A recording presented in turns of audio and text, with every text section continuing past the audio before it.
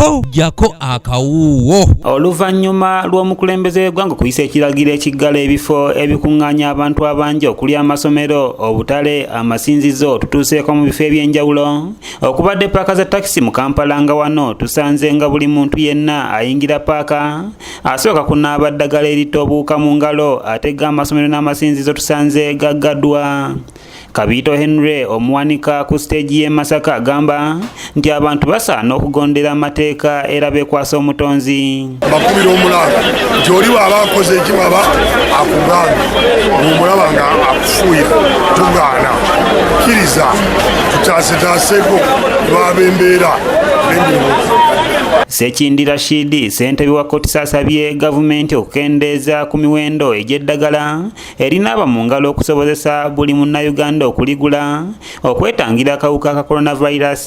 Tusaba gavumenti ne Minisitule ya Health paaka zaffe mutukolera paaka ziringa 8 mu Kampala n'ebifo byonna ebirigazeetedde mwe tutikkira abantu mu ggwanga lyonna basobola okutufunira eddagala ne babeera nga basobola okufuuyira okwo so that nti omuntu bw'abanga tannaba kubanga tunuulira nti akantu kano kennyini kati n'abantu balinga abaafunye bali ku mugumu gw'okuba nti kati buli muntu alina okuba nga akalina baabongeza ssente. Mu kubongeza ssente kikendeeza ku bulamu bw'abantu abaali badde babukozesa kubanga yooli yagufudde mugano gwa kufunamu ssente. So gavumenti bino ebintu yali badde ebijjako omusolo yali badde ebimu ebituteerako ne ssente. Buli takisi wakiri nebeera n'akantu kano.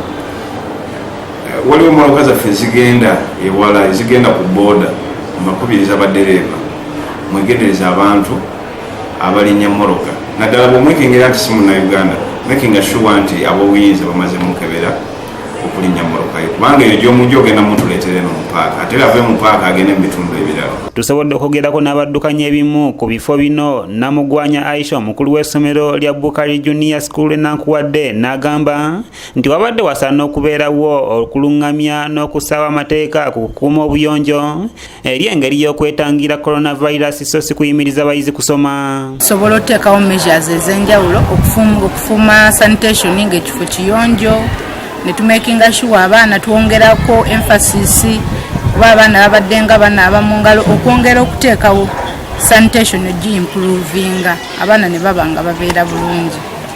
Otherwise tetusobola kuyisa mu bigambo bya mukulembeze tuba tulina bigondera. Alani Mayanja Sebunya agamba nti wasaana okusibwawo eddagala erinaaba mu ngalo mu bifo eby'olukale.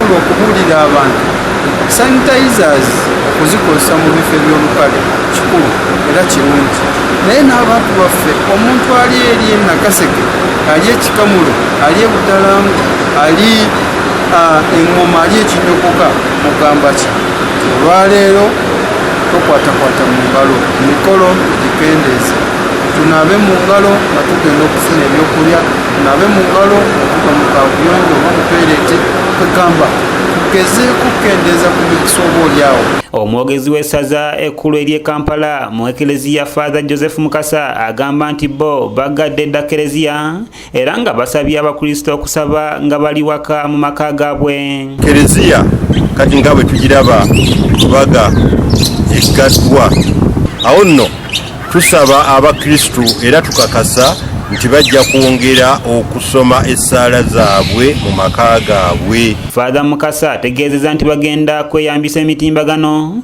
okubunyisa ekigambo kya Katonda mu bakkiriza.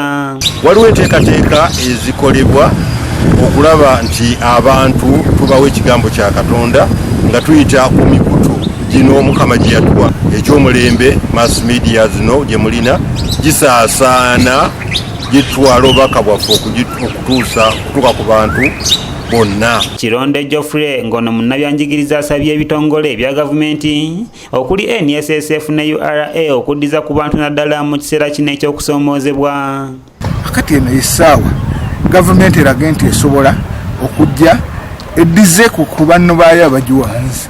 Nsaba ebitongole URA, NSSF n'ebirala byonna ebijja omusolo ku bantu. Kanyike Kevin yakusakidde eggulire lino okulwa ABS Television. Eno yessaawa okulaga nti nabyo bisobola okuyamba abakozi